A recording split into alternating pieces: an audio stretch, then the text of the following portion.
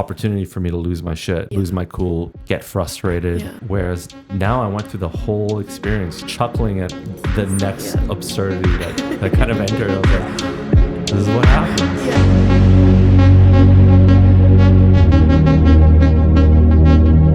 This is the Atomic Souls Podcast. Welcome to Atomic Souls Podcast. Thank you for having me. Who are you? And you're going to hate my next question. What do you do? Oh, no. Who am I? That's an interesting question on its own. And what do I do? I think the what do I do is a lot easier.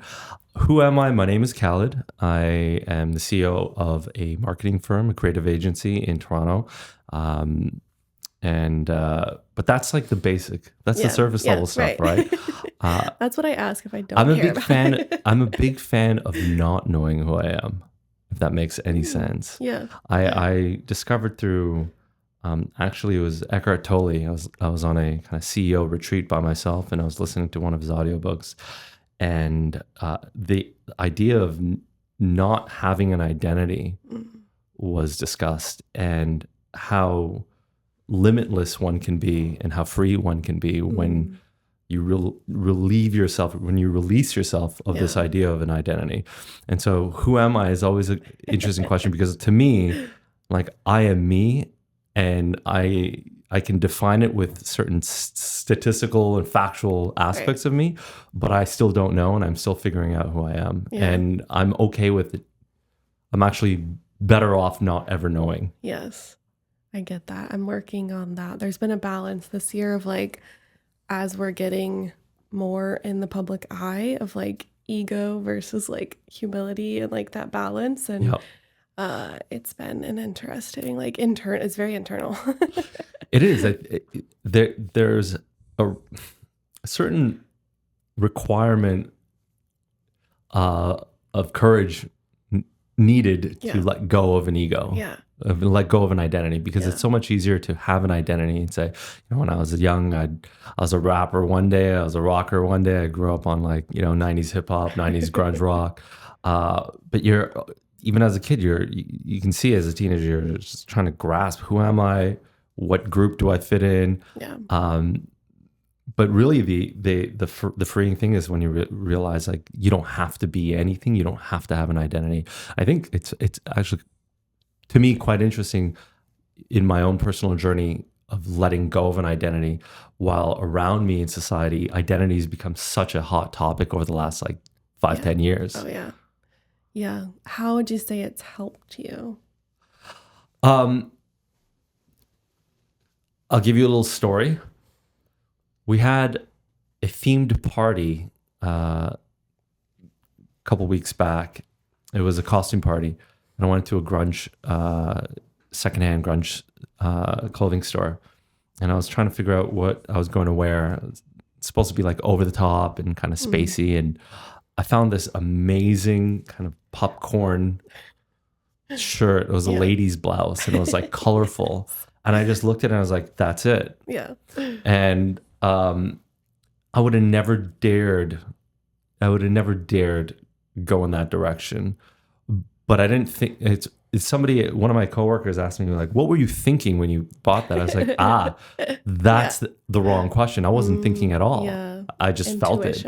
Yeah. And not only that, but my wife let me borrow her very, very sparkly necklace to go along with it. And I wore it. I wore it comfortably, and it didn't bother me at all. It was definitely a hot topic for my coworkers, because it was a work party, but I didn't feel uncomfortable because I was free of an identity. Yeah. Right. Like, it didn't mean that I was not straight, or didn't mean that I was straight. It didn't mean anything. Didn't mean that I am a shirt. It's just a shirt, and it looked awesome. And if anything, I felt like, oh yeah, today I get to be a rock star. Yes. Because today I want to be a rock star, so today I'll be a rock star. It's like, I could see Lenny Kravitz wearing something like that. I could see some of my favorite rock artists wearing like some crazy shit. Tyler wears the like flowy blouses. Yeah, but like, what's restricting us from being able to venture out and have fun? Yeah, we put on these costumes day in and day out Yeah. because we believe we have an identity that we need to adhere to. Yeah. And I'd submit to you that the more we are rigid about this idea of our identity, we're actually further and further away of finding this infiniteness that exists inside of us that would love to come out. Yeah. I get that. Sorry for the rant. No, that's great. I can ramble if you can tell. No, yeah, that's amazing. I have like a couple things coming up for me. I identify with that because it's been in like business and life has been like if I have a certain like idea or concept of like how it should be, the universe or God, whatever you believe, is like, nope. And we get to the destination, but it's completely different. Yeah. Like I said, I didn't want to be a business owner. I didn't want to be in private practice. I never thought I would have a marketing company. And so it's just like, yeah, I have a dream to like make a human trafficking recovery center, but like how we're getting there is like completely, like, it sounds like a crazy dream, but it's also like how we're getting there is like very odd to me. Yeah. And so it's been quite funny to just like let go of that. And I'm curious what the other part that came up is like, you said you were in that retreat and you had that aha moment. Like what was going on before that you were like really struggling with that? Like how is it like impacting you? Yeah, that's a great question. I mean, you said so many great things that I also want to ask you about. Like I want to interview you because you are a great representation of like not being stuck in an identity. You're doing this in terms of recovery. You also have marketing. Like who says that you have to do one thing and only one thing and be good at only one thing where you're doing so many things? And you also mentioned that you don't know how you're going to get there and the journey has been odd, but I'd say like it may only be odd when we have this concept of what the journey needs to be, right? Yeah. And most of us get stuck on how am I going to get there versus just cementing the dream. Right. And when we cement the dream, getting there becomes like it figures itself out. Yeah. It totally figures itself out. So to your question, what was I going through? I realized earlier in my career that for the company to grow and for the company's going to need me to be a better human being. And this concept of putting the face mask on first, the oxygen mask on first in an airplane, we forget so often we're okay with being martyrs. And I realized I was lucky to have realized that I don't want to be a martyr, and it's not going to help anyone. Right. And so my wife and my team not only gave me permission, but encouraged me to take these trips alone. And I would just drive out 3, 4, 5 hours out of the city, somewhere like a small town where there isn't any distractions, get an Airbnb or a small motel. And I'd like read, study, journal for 2-3 days and listen to spiritual stuff, audiobooks. Nice. And you never know what's going to come out of it. Yeah. But something always did come out of it. And I became more full while at the same time like emptying myself, if that makes any sense. Oh yeah, we are moving into that. We're kind of getting into that before we started filming. It's like cutting off the like leeches first, and now the last few years we've been investing in ourselves. And I think the next even near future, that's something that I want to do as well. It's like take time, and we're going to his parents' land. It's like the middle of nowhere, no internet, for like a week in November. And so I'm excited to like unplug. And I've been thinking about like, okay, I gotta bring books. I gotta download some audio books or like and stuff. alone time. We forget that we're born alone and we pass away alone. I had someone close to me pass away a few years ago, and I was very involved on the family side, and so did some reading and studying on like hospice care and what it is to go through that journey. And something that I found interesting that I read was that we assume through, I guess, television, media, and like storytelling that when we pass away, we want our loved ones around us.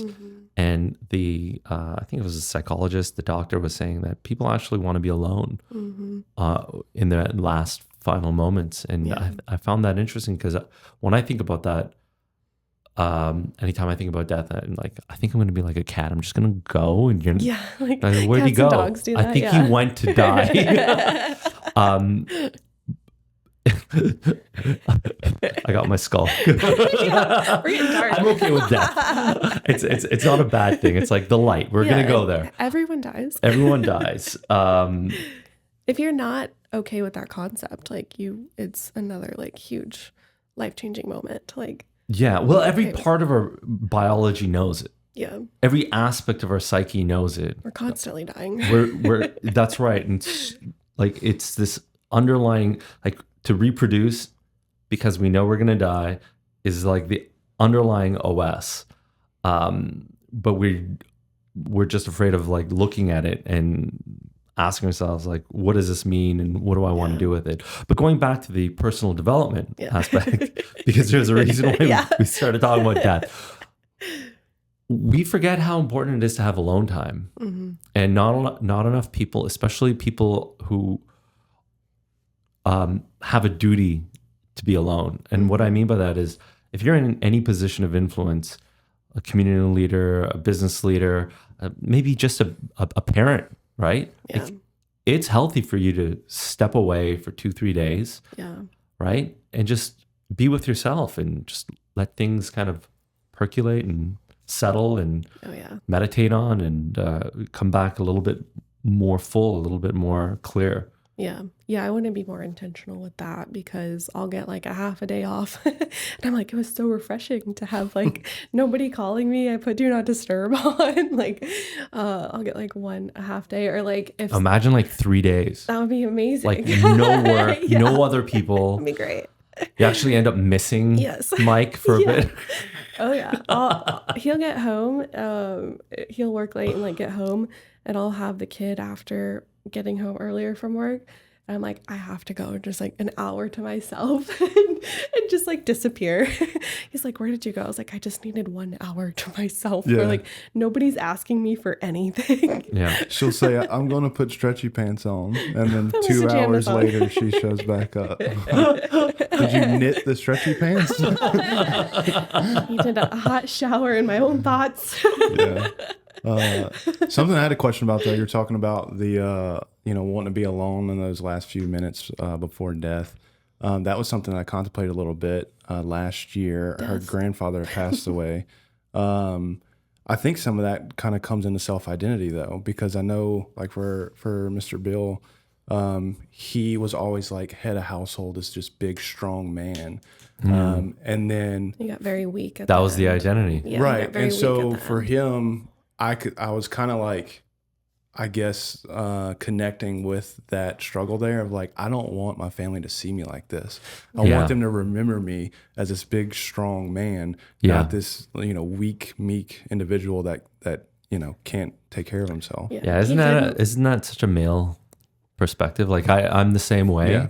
I'm okay with death, but I'm not okay yet with my family seeing me weak. Yeah. Like, it's Yeah. interesting, 100%, right? yeah. Because it's like, what does that really mean? Yeah. Yeah, I think it's somewhat biological for sure. Like you said, it's a very male thing. I think it is. Because like, I know for me, like it's like a biological necessity that I have to be provider and protector for my family. Yeah. And so it's very difficult for me to be vulnerable in front of my family when I'm struggling with things. Because I always want to just be that rock that they can lean on. yeah. I was going through my journals. I was looking for a particular entry. I have journals, like handwritten journals that date back to when I was young, like really, Nice. really young. But I was going two books back. So as early as like 2020. And I'm just flipping through, and I flipped through this one page.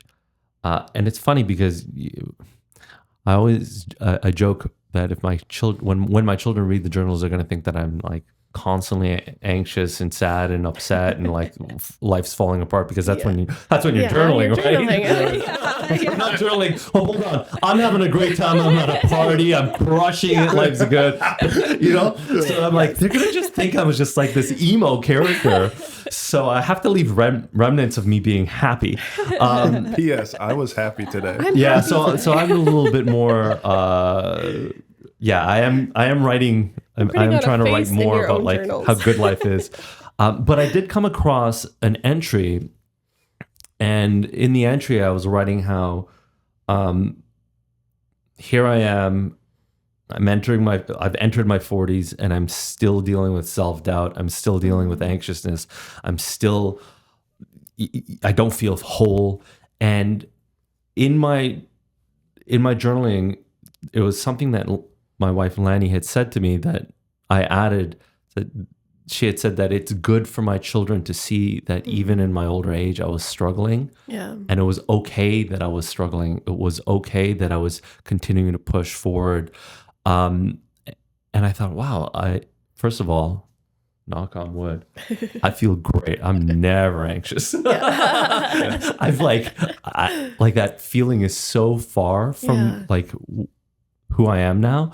Nothing really bothers me. I get worked up when I'm in the game, if that makes sense. Like if you're playing video games, you get worked up about the video games, but like 100%. once you leave the video game, you're like, yeah, I'm just going to make myself a sandwich. It's not a big deal. Yeah. So I can get really intense when I'm playing the game, but outside of the game, I'm very, very like, I'm very good. Yeah. Like I'm very good, but I wasn't up until, early 40s. I feel like that's kind of the diagnosis of being an entrepreneur, though. Because like I feel like I'm the same way. I'm never really anxious, but I get really intense at times.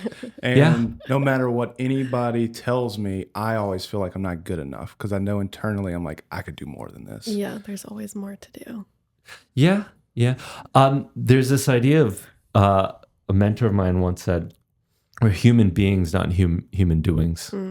And when we focus on the being part, then the doing part matters less. And That's pretty beautiful. I like that. in more recent years, I'm very stoic and very acceptant of whatever reality throws at me. Actually, my trip to getting to Austin was quite adventurous with the delays and the missed connections and all of the. That was bad. I ended up taking an Uber from Houston last night because I was like, I can't miss this. I got to our hotel at 4 a.m. and they wouldn't let me in because the booking was in my wife's name. Oh my god! So it was just like, but I was laughing at the fact that even a couple years ago, all of these different points within the journey would have been a new opportunity for me to lose my shit, lose my cool, get frustrated. Whereas now I went through the whole experience just kind of like chuckling at the next absurdity that kind of entered. I was like, this is what happens. Yeah. That was me this summer. It was like, I was like, how bad can it get? And then somebody dies. I'm like, fuck. Maybe I shouldn't ask that question. Well, it can't get worse. Nuclear explosion. Yeah, and at some point this summer, I was just like, you know what? It's life. It's happening. Like, I'm just gonna keep showing up. So I don't get frustrated anymore. Well, how is that? Yeah. So I'm released from the feeling of frustration. That's amazing. You've reached nirvana. Yeah. I'll get worked up, but not frustrated. And there's a very different. There's a difference between that because like let's just say you didn't get enough sleep and you're running on fumes. Like your biology is going to feel a certain way, and you're going to get worked up, and that's fine. But like mentally, there's a difference between your body going through something and you're feeling it, and actually psychologically being like frustrated. Your soul feeling it. Yeah. And my favorite definition of frustration is expecting the universe to be something that it's not. Yes. And when you think about the audacity and the silliness of like, oh, I got into a car accident. Why? I expected the universe to not do that. Like how futile is that? Like you're totally setting yourself up for frustration when you expect the universe to go a different way. Just to be like perfect. There's a recovery phrase that's called Resentments are premeditated expectations, or expectations are premeditated resentments. Oh yeah. I need more I coffee. think I heard that from you last time we were hanging out. Maybe. Yeah. I use it a lot. Talking to myself. It's my favorite one. Yeah, I love that. I love that definition. You have to let go of all expectation and just like be present, like being, like you were talking about. Yeah. And to go back, like it's totally fine when you're playing the game. As long as you know you're playing the game. As long as like you know the difference between like I can go to 0 to 100 in terms of like my intensity, but I always joke is like if you were to ask me at that given point, as crazy as that may seem, but like whatever it is, how important is this? I'm like, it's not really important. Like I'm gonna go home and cuddle with my kids. Like whatever. I love the way you describe it like that, because we refer to business as like the game. Yeah. Because for us, it's not. It's exactly what you said. Like we can be super intense about business and all the different businesses that we have, but at the end of the day, like it's just a game we're playing. Yeah, you still got food and shelter at home, and you still have love around you, and you're gonna be fine. You're gonna be fine. It's when we forget. I remember I'll never forget it. A few years back, I was making a left turn into a very busy corridor street, and for the people who were going in that direction, like me passing through wouldn't have made a difference because they're still stuck in traffic. But I had this guy, this older gentleman, and he was in a brand new Mercedes. It was like an S-Class, like a coupe of some sort. For sure, it was worth like $200,000, $250,000, like primo vehicle. And he's just slamming on and he's got like gray hair. And I'm like, and I immediately realized I don't want to be that. I don't want to be old and still haven't figured out how to control my emotions. Like what use is that? Like whatever you're going through, like traffic. Clearly you have a lot of money. I would just give it all up. Like I don't want that. Yeah. That's not the life that I want. Right. No amount of money is like enough for me to be okay as that in my future. Like I need to be more at peace and ready to go. The older I get, not less, not like grasping for like that. I don't know, a few seconds you might think you're saving in traffic. Like it's crazy. Yeah. We just had We had that this morning. Yes. Mind you, I'm a very aggressive driver and I'm always honking at people. So I'm a very big contradiction. We literally had that today. I put my blinker on. An older gentleman in a large truck. I put my blinker on and this guy behind me speeds up to not let me in the space. Well, you know what it is? Wild. It's like one car length is not going to kill you. I was like, and you already weren't there, so it's not like you lost distance. Precisely. It's we have so little control, and we are in control. This idea of control is so elusive, and we feel like we need to control that.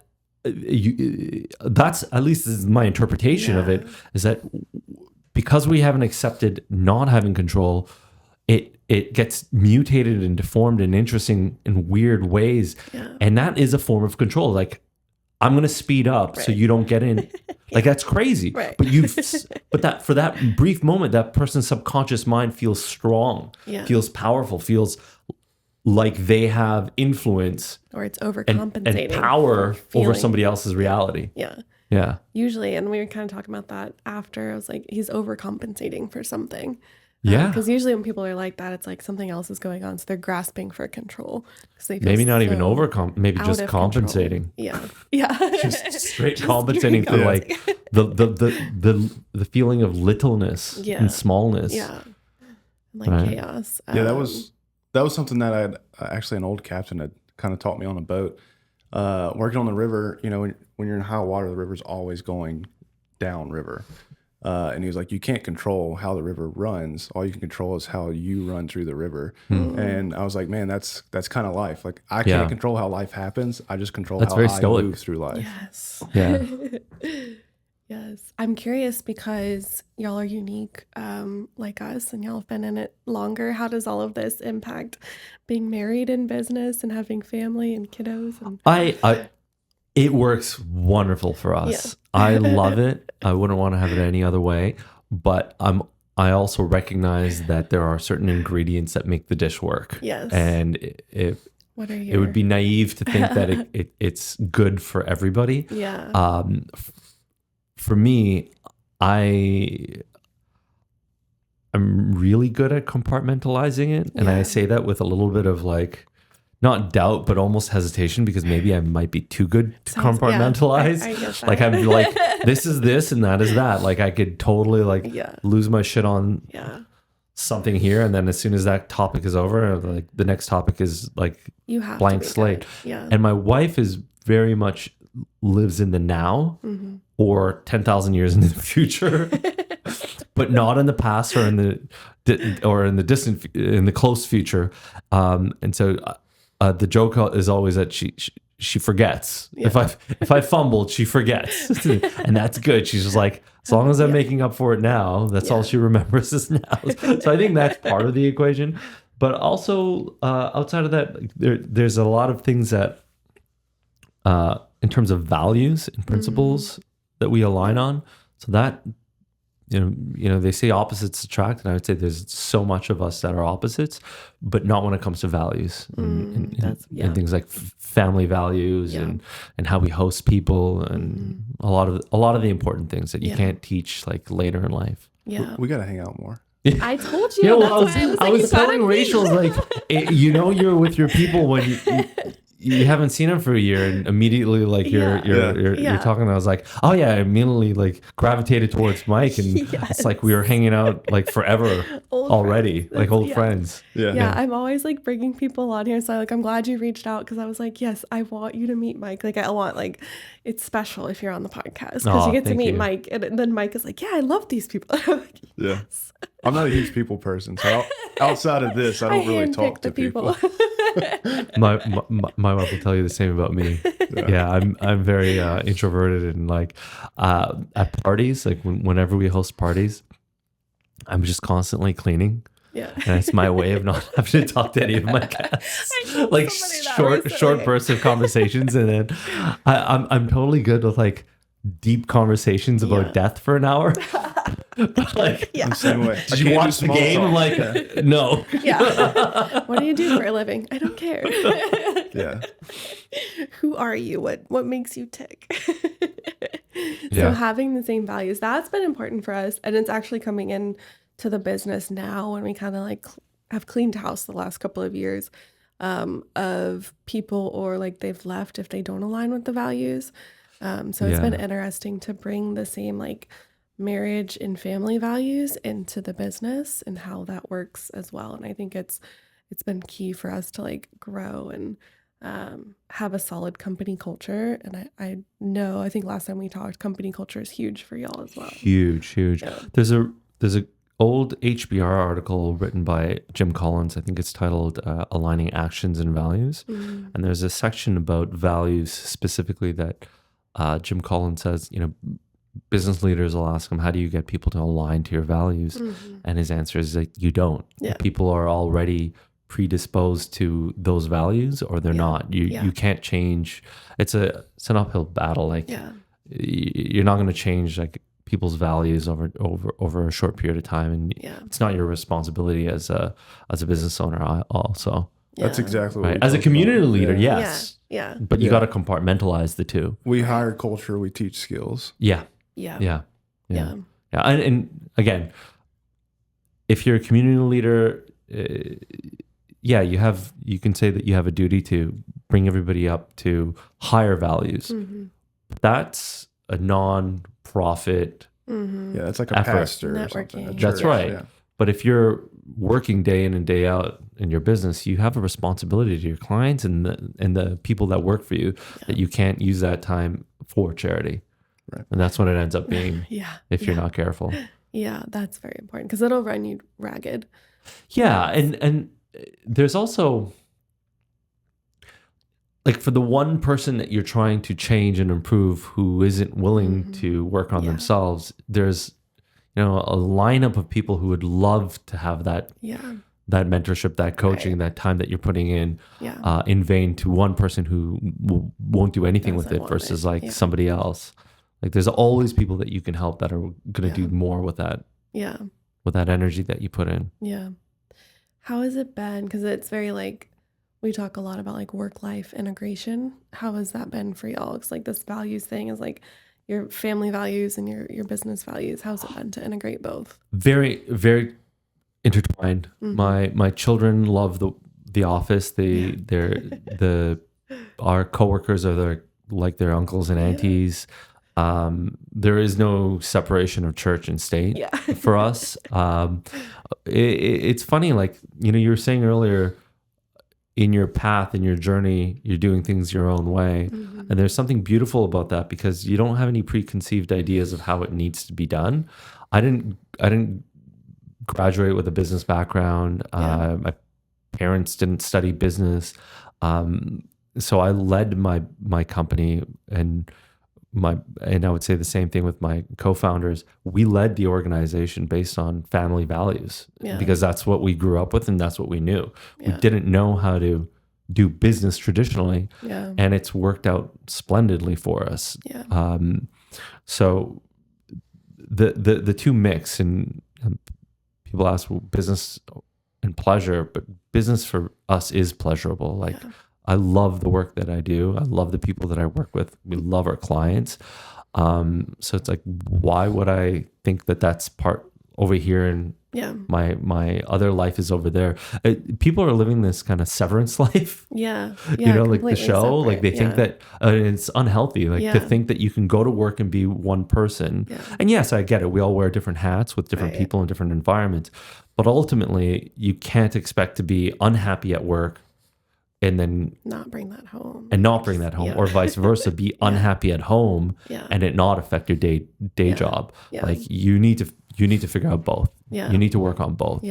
It's funny that you say that because one of the most complex mental health struggles is called dissociated identity disorder.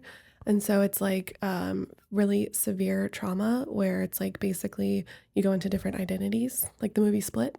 And so that's kind of what you're saying on like a normal average person level is like we have, and like the goal for that like split personality is to integrate them and to like have them work together. And so it's like the same for like your average person. It's like if you're not integrated, then like what are you doing? Like you're going to be unhappy, you're going to be in chaos, and like one part's going to control the other part. It's man, I love that show Severance, and the more I think about it, the more that is people's lives in a big part. It's just completely different. I watched the first season. It's so intense. It was hard for me to. I guess in your field, it was too much. It was too real. That's wild. That in your reality, from your perspective, it's too real, right? But for people who don't do what you do and don't have the certifications and degrees that you have in this field, it's just a show. Not recognizing that we're all living that. This is real. There was one about like doctors prescribing opiates. Dope sick. And everyone's like, you gotta watch Dope Sick. And I was like, it's too real. I loved it. It was such a great show. It's too, like, I see it too in my face. It just like, it's just like, this is work. It doesn't feel like, I was like, this feels like work. For me, I had a hard time watching The Office when it first came out. Really? Yeah. It was too real for you. Because the company hadn't been launched yet, and I was working on it in the background, and I knew that I was going to launch this company, and The Office is a comedy, and I'd smoke some weed and like watch The Office, and I get paranoid. I'm like, am I going to be like Michael, like completely clueless and like hated, and like I this is exactly the opposite of what I want in a company culture. And it's like I haven't even started the company yet, and I'm like having panic attacks. Like I don't want this for myself, so I actually ended up having to stop watching it. Like it's funny how we all have our little things, right? For me, it was The Office. I couldn't watch it. It was just too freaky for me. Yes. You're like, I can't do this. I'm going to be Michael Scott. Yeah, that's right. That's amazing. That's pretty much exclusively how one of our business partners in the marketing agency, Joel. So we instead of using like Slack, we use Discord. Yeah. It's basically how we communicate. We just do The office memes back and forth to each other. He loves The Office. Yeah. Well, there's you get to a certain point when you're like, you accept yourself and you accept your reality, and you've passed that Fear. that part of your life, and you're like, oh, I can watch it now. I'm not Michael Scott. Yes.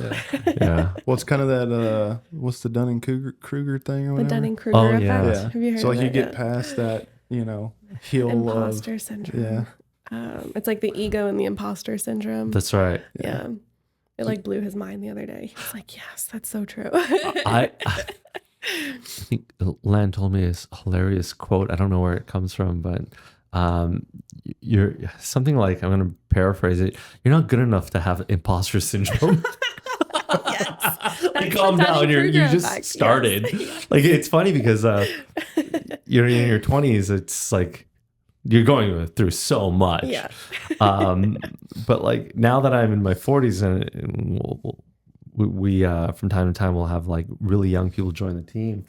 Like, man, like you're meant to suck. Like Yeah. it's not that you have imposter syndrome, it's that you're an imposter. Yeah. Like, You are an it's not a syndrome. Like you're not there yet. That's why you're an intern. That's why you're a junior. That's accurate self-reflection. You are an imposter. Yeah. use Good that news. one. It's not a syndrome. It's real. It's real. But there's a great video for I think every young person needs to watch this. It's a two-parter. It's a video essay, and the title is something like "How Leonardo da Vinci Was a Loser" or something of that nature. Yes. And basically, it's an analysis of his career and how he only became Leonardo da Vinci that we know in his late 40s or mid to late 40s, and that how that is actually the norm. And yet, what's happened in our society is that we see these kind of fluke scenarios where you have somebody in their 20s making billions of dollars, and they become the poster child of like, this is what this is what the standard is now. This is what we should be comparing ourselves to. It's like, well, that's actually not the case. Most of us find ourselves and find success in our 40s, sometimes 50s, and that is perfectly normal. That is perfectly like okay. And it's funny how like I've had this conversation with a few young people in their mid to late 20s, and just a month ago I was telling this young lady, superstar, just rock star teammate, and she's going through some self-doubt and like anxiousness. And I was like, that's okay. Right. Like I don't know if you know this, but you're meant to feel that you're supposed to feel anxious and unsure of yourself. Because if you're not feeling that in your 20s, like, what are you doing? Like, It's character development. Yeah, like you're gonna go. Are you telling me you're good at 20? Like you're gonna coast from here? Right. Like that feeling of anxiousness and worry and concern is a good feeling if you can use it as fuel to say, I need to work harder, study harder, do more, figure out my life. There's a good TED Talk. It's about a decade old, I think. How your 30s are not your new 20s. And the woman just talks about how this idea that we can prolong our development. It's an is epidemic really right now. It's really dangerous. Extended adolescence is what's happening. So we're seeing people going through what they should have gone through in adolescence or early 20s. It's expanding. So having like continuing to live with family, like not getting their out. license. It's waiting until their 20s, and so they're not going through these challenges that are developmentally appropriate until they're in their 20s or even 30s.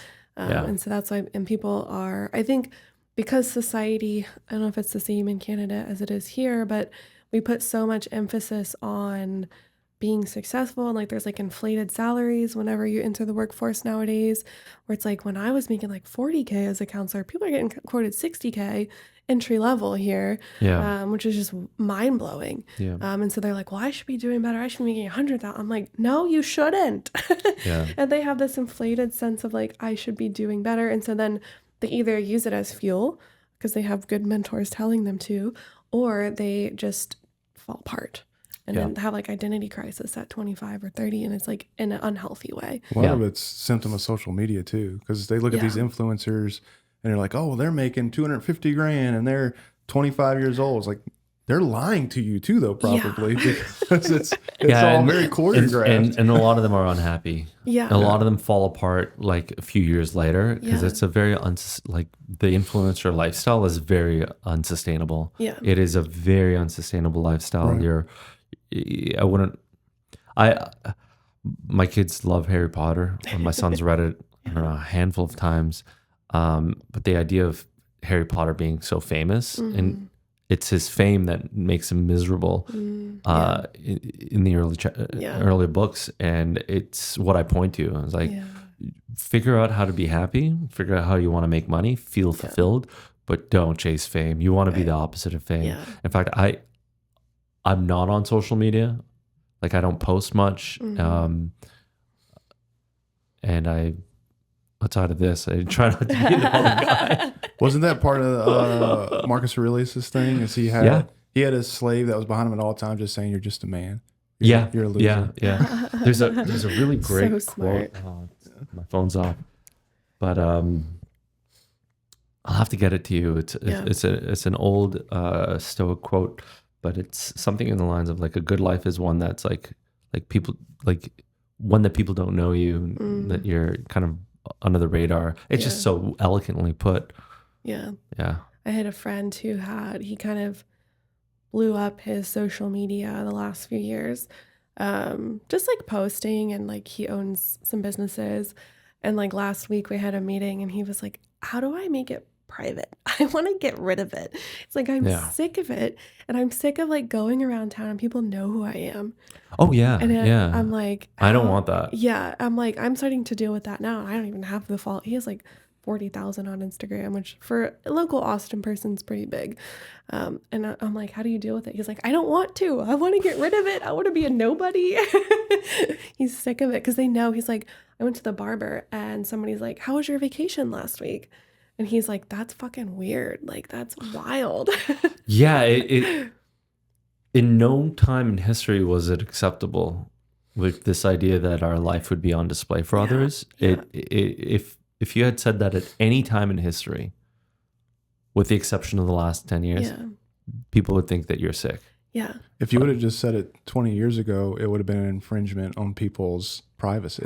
Yeah. And now we just freely give it all up. Yeah. And now I've considered it actually modified, because I was doing like these day in the life and stuff like that, like get ready with me. And I was like, I don't think I'm going to do that anymore. I'm just going to do like business content and like stick it to that. Maybe some mom content, but it's like very like, like one dimensional. It's not like spend the whole day with me, travel with me. I was like, that's kind of creepy. So we our MO is very similar in the sense that the reason why we do the things that we do is because we genuinely feel that it's a good thing to try to uplift people, right? Yeah. So our company purpose is to raise intelligence and awareness. Yes. So the idea of posting something to hopefully, move the needle makes sense. But at the same time, we have to be careful of like, well, how much is too much? And when am I getting caught in the trap of like, no, this is, I believe, truly good for society as a whole that I'm putting this content out, or versus now I'm doing it because like I got trapped. Like I'm in this, I'm looping. That's my friend. I need to do it. He's looped. He can't make his Instagram private. They won't let him. And he's like, I'm just going to delete it, like deactivate it. So something that people don't consider is like we're always asking, hey, little Timmy, what do you want to be when you grow up? Like we're always talking about what we want to do and what we want to be when we grow up. But a question for today, with the internet being what it is and social media being what it is, like who do you want your audience to be? Because that question is a really important question. Yeah. You may be in your 20s and thinking that you want to be an influencer, and you have a whole bunch of like teeny boppers and early 20s following you, but you got to ask yourself, do you want to do that at 30? Right. Yeah. It's going to get creepy. That's what happened. Do you want to do that at 40? Yeah. You still want to do this? Yeah. I made a bet with myself about 6-7 years ago because I had gotten caught in the. Do you remember there was a social media platform that amalgamated all of the clout? It was called Clout. Okay. And basically, see, I'm older than you. What it did was it would pull in, like you'd connect your Facebook, your LinkedIn, and this is before Instagram got big. Foursquare, you'd connect everything and it would give you a rating of how much clout you have, social clout, because social media was still new. Yeah. So it was like, okay, well, Justin Bieber has this much clout and influence. Yeah. This is what your number is. And I remember like, oh, okay, well, this makes sense. I should have this higher. Yeah. But as I got older and I started reading more philosophical books and ancient books, more I realized like what is influence truly? Like if we really ask the question of influence, why do you even want influence? First of all, like we need to be clear about that. Like sometimes we want something, but we don't have a real good reason why. Yeah. So like I'd step back and say, why do you want influence? What are you going to do with the influence once you have it? Right? Is it just for money? Because man, there's a lot easier ways of making money without having to post your life online constantly, 24 hours a day. But maybe you want influence because you want to change the world, for example. Sure. So I asked myself, why do I want influence? And it was clear to me why I wanted influence. I wanted influence to create wealth. I wanted influence to make change. And so the question I had to ask myself is social media the right way to get influence? Yeah. And I said, you know what? No, because there's already proof. There's evidence of this, that there are people out there that don't have a social media account that you'll bump into at a coffee shop that have like 5 relationships with, government officials and somehow, or business tycoons, but they're able to influence massive shifts in markets and in industry. Yeah. And so knowing that, I said, well, it's quality over quantity. I'd rather be unknown to the world and have a handful of people, a handful of customers, a handful of clients, a handful of people that I'm influencing versus like this idea of I'm an influencer. Yeah. Like we're all influencers one way or another, but like to what degree do we want to be influencing and to who we want to be influencing? Yeah. And I would rather influence other leaders than try to be an influencer of like, I don't know, having 1 million followers. It's like, I myself, I'm not really a follower of anything or anyone, so to speak, other than like truth and justice. Yeah. It's like, why do I want followers? It's an odd thing. Yeah. Yeah. Right? It is. It's been interesting because one of our goals this year was to be more present in the social eye. And so for me, elevating that, I've had this thing, it's like, I want to like monetize it, but for the goal of like getting that like as like a business goal. It's like I want the money for like scholarship funds. So it's like so I have to constantly remind myself like this is for scholarship funds. Like this is not for Rachel's enjoyment. It goes like back to what you're saying. We have a very specifically identified audience, and that is how our audience mediates is via social media. I have to remind myself to like set aside time for it, but then also like the people that I want to be influenced by, like I met this like CEO who's kind of like what you're talking about, has like a bunch of like government connections in Texas. And it's like, I need to call him, use the time I'm making some stupid video to like call him and like be influenced by him. There's a book called, I think it's called The $1 Trillion Coach. And it's about a business coach that coached some of the biggest billionaires and entrepreneurs. Wow. And it's like nobody knew who this guy was. Like, and the only reason why we know is because a whole bunch of people like, we need other people to know about some of these concepts. And that's how we found out. But for decades, this guy's been coaching some of the most influential people in the background. Wow. Nobody knew him. Like you bump into him and you never know the amount of influence this person has. That's kind of a marketing strategy in itself too, though. The exclusivity of like, you don't know unless like the beauty of Fight Club is you only know about Fight Club if you're part of Fight Club. I'm gonna find people think we're odd, but we don't have our clients on our website, like our client profiles on our website. We don't have a portfolio on our website, like the work that we do. And we work with some pretty large enterprise organizations. We don't have their logos on. And that's, so it's always a bit of a tricky situation because in terms of like acquiring talent wants to know the type of caliber of work that you're doing, especially at the higher end.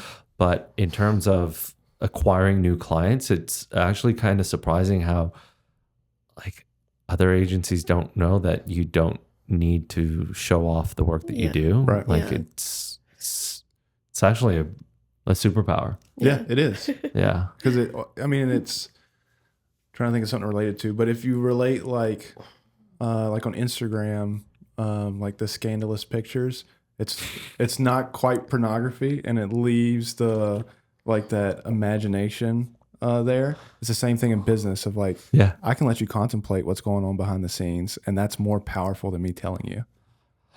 Yeah. Leave some to the imagination.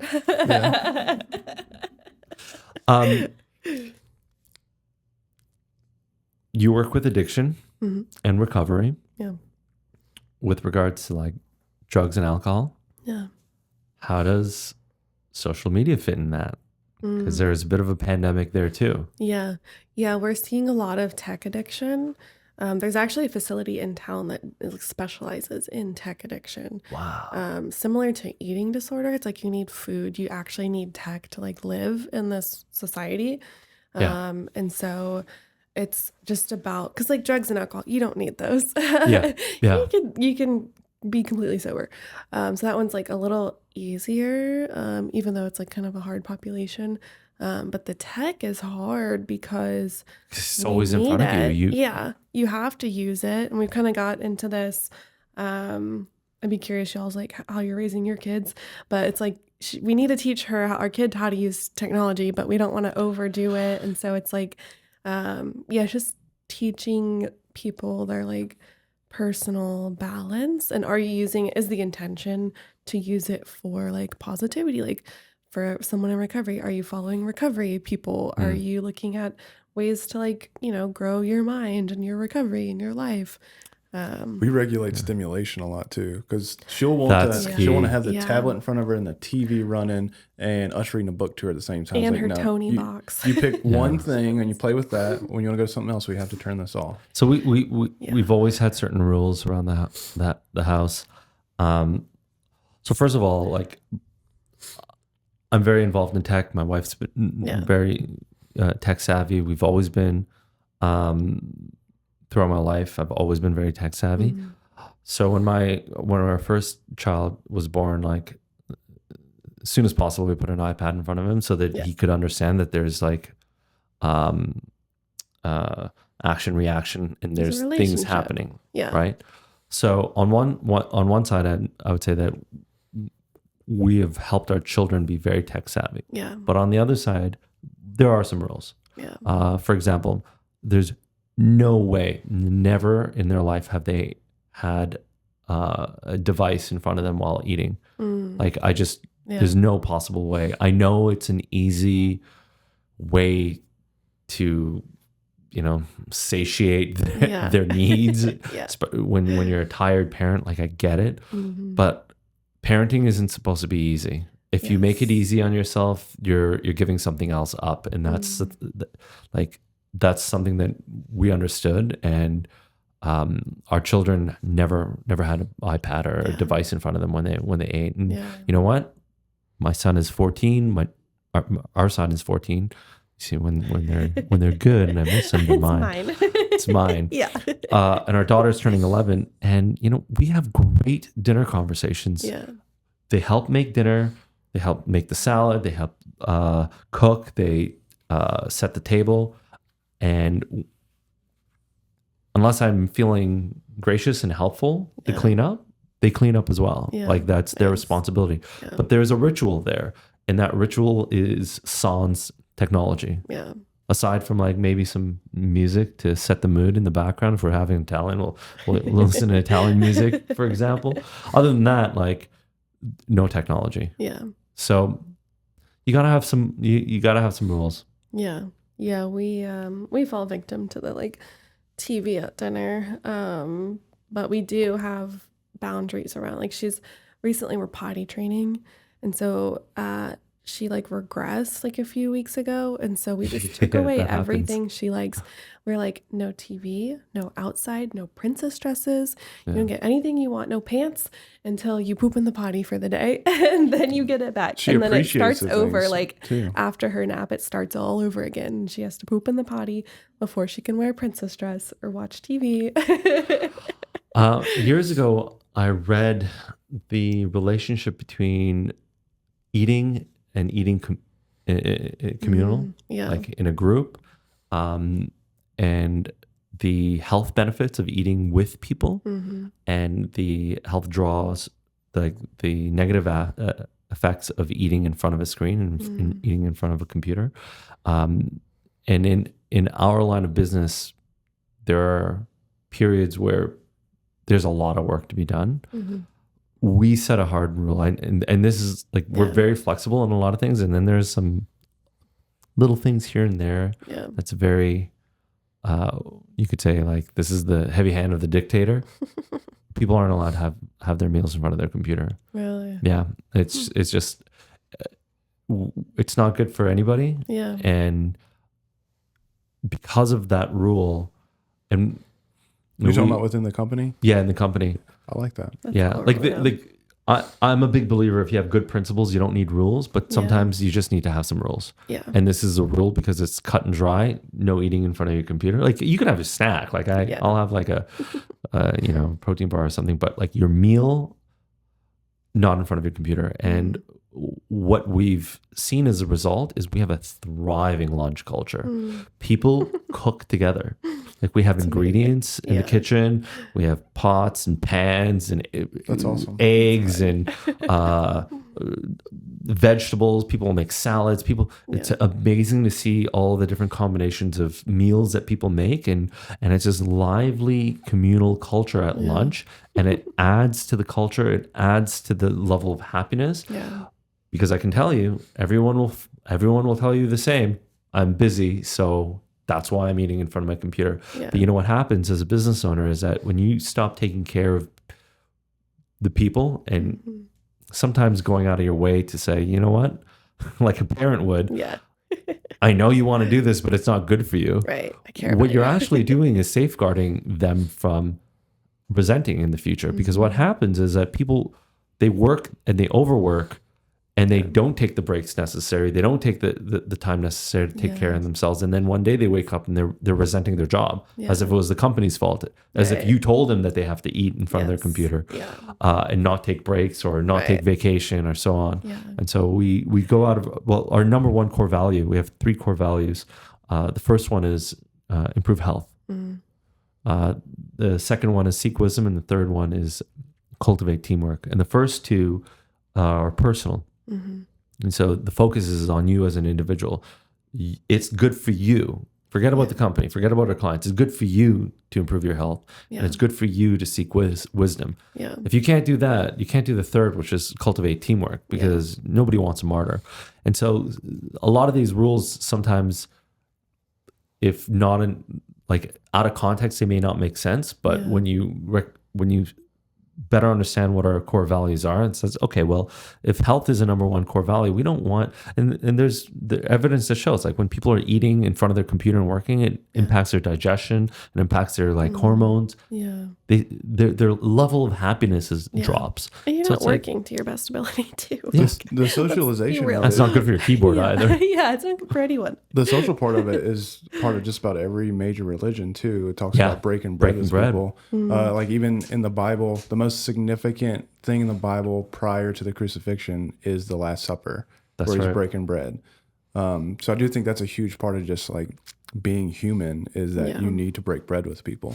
You do. It is a fundamental driving need that we don't recognize. Like, when you say, oh, what are all your needs? Forget about your wants. What are your needs? No one ever puts eating with people. Like, you just don't think, because it's like, we live in this fast-paced society. It's like, oh, let me grab something on the go in the drive-through and eat on the way to my next appointment, my next mission, because I'm mission oriented and I'm ambitious. But they don't realize, like, what are you giving up? Right. Yeah, I think our society drives disconnection. And so that's part of it is eat on the go, the fast food, the quick stop. Like you're not eating with intention and you're disconnected from people. Yeah, people subsidize connection with social media.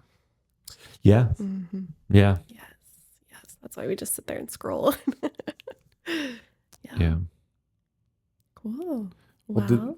I want to get Lannie up here. Okay. Get up there and do a Love little talking bit. to you. All right. Welcome to Atomic Souls Podcast.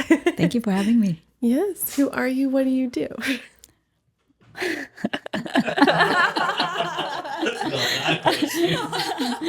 How much time do we have? I mean, how much time we got? My name is Lannie. I am, well, it's kind of hard to explain that. I love wearing many hats, so I see myself playing so many roles. I'm a mom. I'm an entrepreneur, social entrepreneur, artist, writer, editor, a whole bunch of things, marketer, wife, amateur dancer and amateur karaoke. Nice. Many things. Yes. My latest role is CMO. Is what? CMO, Chief Marketing Officer for our creative agency. Amazing. Yeah, I love that question because it tells like a lot about a person of how they answer it. Like you said, mom first and entrepreneur. And it's just like, it goes, it's like, what identity do you hold the highest? And it's been like challenging me. I'm like, what do I say first? It's usually business related.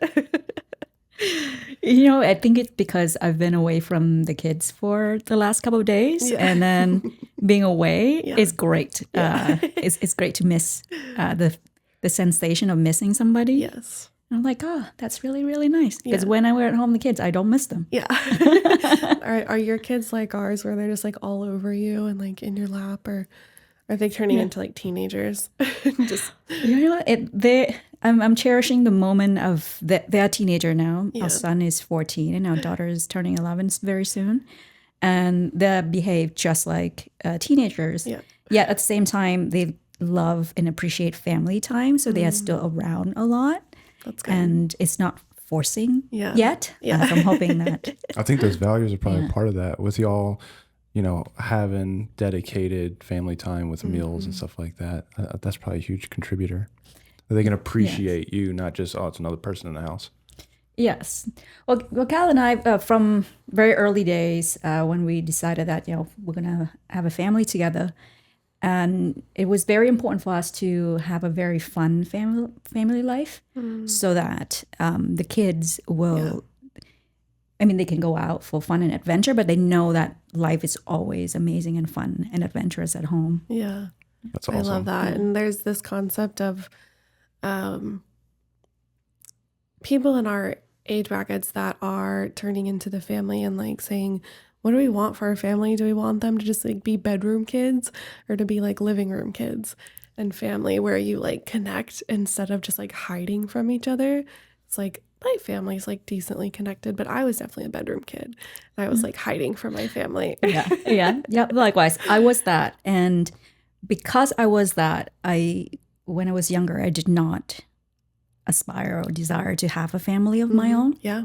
Same. And it's only until I met him that it's really like, maybe there's something there. Yeah. Maybe it's worth pursuing. Oh, I'm very interested in y'all's story of meeting each other. Yes, me too. I got the spark notes earlier and I was like, we got to talk about this. Let's dive into it. Yeah, I'm curious. When did y'all meet? How did y'all meet? What changed for you? Neither one of y'all were originally born in Canada, right? No. Right. Yeah, we're both immigrants. I was born and raised in Vietnam, and my husband was born in Afghanistan and raised in a few countries before migrating to Canada when he was 3. Yeah. So we met in Toronto, Canada. Nice. We met at one of the very large industry party for advertising. I don't know if you remember the company Yahoo. Was very big at one point. Yahoo. Yeah, I know Yahoo. I still have a Yahoo. Yahoo used to host this massive, annual event So that one night, both of us happened to be there. Neither of us wanted to be there. And at the very last minute, we decided. So we bumped into each other there. Yeah. The rest of the story, I don't know if it's appropriate for public viewing, so I will save it for another time. The sparks flew. That's so great. So y'all were both working in advertising and met at that? Yes. Awesome. Yeah. That's fun. And so it was instant connection? I would say so. The place was He's packed. smiling off camera. The place was packed, and I was on my way out. I was leaving, and I remember walking down the stairs, and it was very crowded, and he was walking up the stairs. And I used to play this game for fun where I just stare at people into their eyes and then just see how long people would before they look away. And most people look away immediately because it's weird, somebody just stranger look into you in the eyes. And so his eyes, he did not look away. And I was like, yeah, I'm not looking away. I love it. The energy was matched. We would just continuously, it's really packed. So so we pass each other and then we'll like continuously keep going. And then it's like, okay, well, maybe I'm not leaving just yet. Yeah. So really, y'all just playing a game, so he was going to give up still. That's hysterical. Have you seen that? There was a skit on YouTube where it was like two guys that were buddies, and they were like trying to see how gay the other one would be before he gave up. And then it's like 50 years later, they're married with 3 kids, and they're like, I think he might actually be gay. That's so great. So the energy was matched from there. It was just like, all right, you match my energy, my weird. Yes. Yes. That's amazing. And did you always want to like start your own company? Was that like something y'all had together? Family come first? Like what was like the history of that?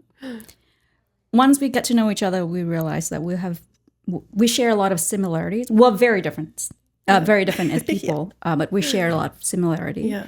And throughout our younger years, we have a long streak of being very entrepreneurial, like always looking at life, opportunities, pursuing opportunity, exploring way to make money and capitalizing on our skill set or abilities.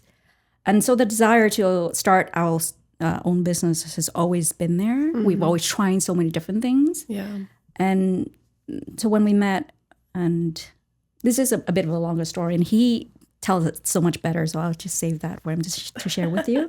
But the business did come first for me. I told Khalid that, our relationship might not work out, but the business first. So how about we be business partners only? Really? And really focus on that. And he said, are you sure about that? Yeah. I said, yes, I am sure. And he said, would you be okay if I date other women? And I said, of course. Yeah. And as soon as one show up, I was furious. You tested it. So I know there's the other side. That's so funny. We broke up for 1 week, and because I said I was moving away. I was moving away to like Lubbock, which is like West Texas from Louisiana. I was like, I'm not looking for, it was like a rebound. I was like, I'm not looking for anything serious. And he was like, okay, like it's either us or nothing. Yeah, she said, can we just be friends? I said, no, either you're mine or you're nothing. And then a week later, I was the same way. I was like, no. Yeah. What that taught me is feelings or strong emotions can be a sign pointer to something. Yeah. So I did not want to be consumed with jealousy. I do not enjoy that feeling at all. Yeah. But once I felt it, and I recognized that it is pointing to the fact that there's more to my feelings towards him versus what I told myself. Mm-hmm. There's I think it's the Lumineers. There's a quote in their songs that says the opposite of love is indifference. And so it's like you were not indifferent. You were in love. Yeah. Undeniably. That's a good test because like when we have no emotions towards something that's like scary, like that means you genuinely don't care. about it. But yeah, when you have a strong emotion about it, it's like, oh shit, that means something. Yeah. Yes. So you, did you express that to him immediately, or did you sit on that? We're getting into the nitty gritty. Well, you know, I was a bit stubborn. I've always been stubborn. Yeah. And it took me a while to really, really accept that. Yeah. So, you know what? Earlier you were talking about identity. And when I was younger, I had such a strong sense of identity. Yeah. I grew up watching Sex and the City, and I thought, you know, I was going to be fabulously successful in independence, and, you know, men are just going to be in my way, right? So that idea.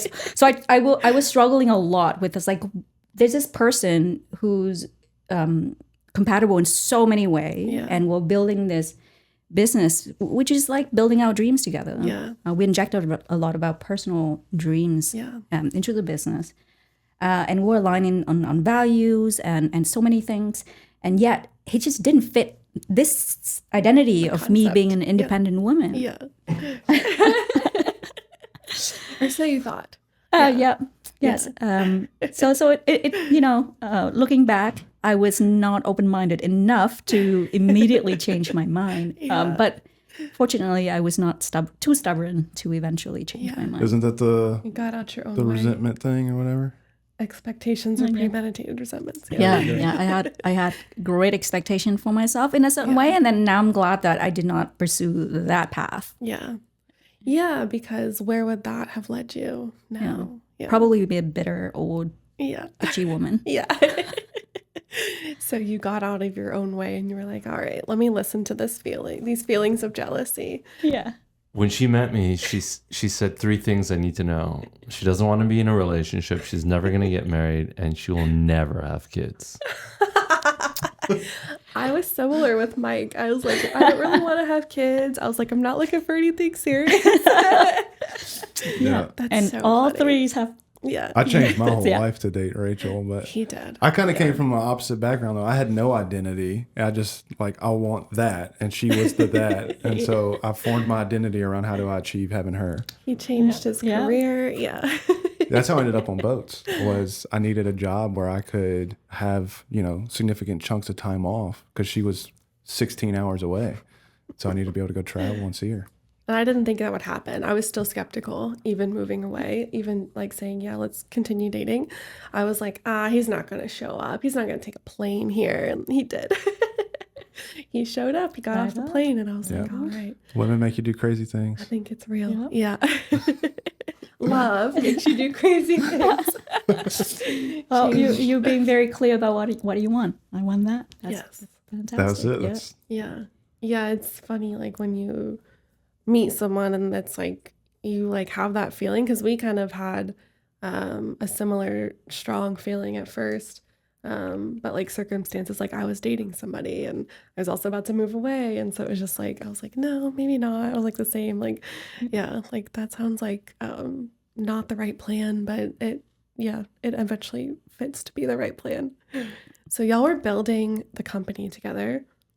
And then you had separated. And then what was it like to come back together? What was that like?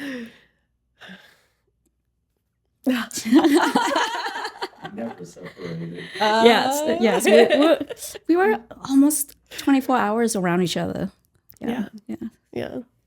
I looking back, I cannot imagine how I could be not living this life of just partnership. In business and in life, and just the entire time, and enjoy hanging out together so much that people often ask how challenging is it, how difficult it is, or like how do you separate the thing, and it's like well, you know, it's not the easiest thing in the world, especially at the beginning, but at the same time it's so enjoyable. It is so amazing that we bring this business skill set to run business into running a family, which is very much like a business. You have goals, you have missions, you have resources, and you also have limited scheduling and have to make the best. I think he was talking earlier about compartmentalization. We got really good at compartmentalizing our communication because everything else was intermingled, but we did have to very distinctively communicate, like, this is an objective business conversation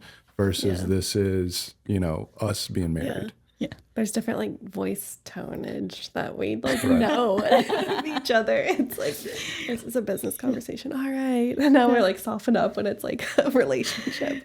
You know what? He's much better at compartmentalizing than I am. I love business, so it's fun for me. And sometimes we go on date, and even though there's like this rule of, you know, don't talk shop on date, and sometimes I just have this idea, and I'm like, hey, I have this idea that just came. I'm so excited about it. Can I share with you?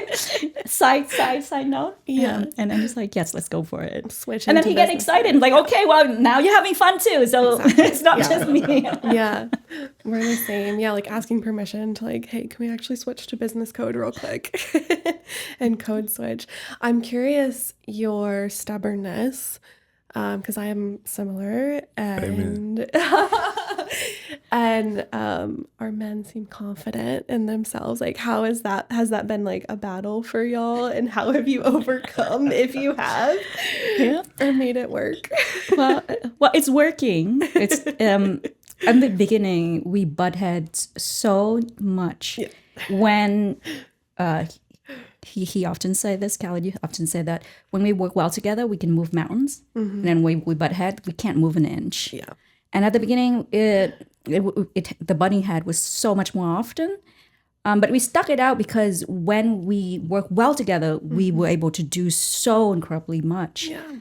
And then one day we took some assessment, you know, and it's turned out on paper we're the exact opposite. That's why we butt heads so much.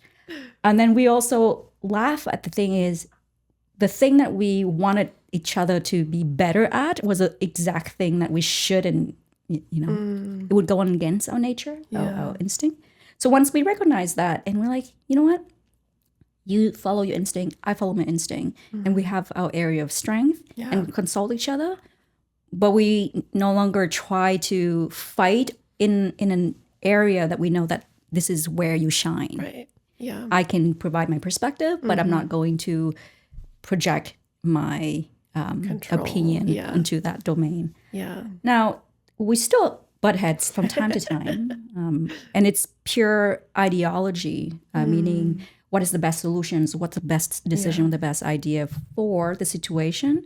But we have learned to really trust each other and be okay with disagreeing, but not taking hurt, not feeling hurt in the process. Yeah.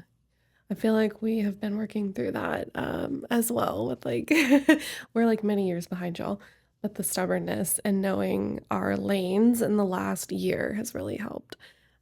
Knowing like, how the other person operates and not taking it personal, that, this is how they're operating. And knowing when to take it personal, when not to take it has been important. And communication has been helpful.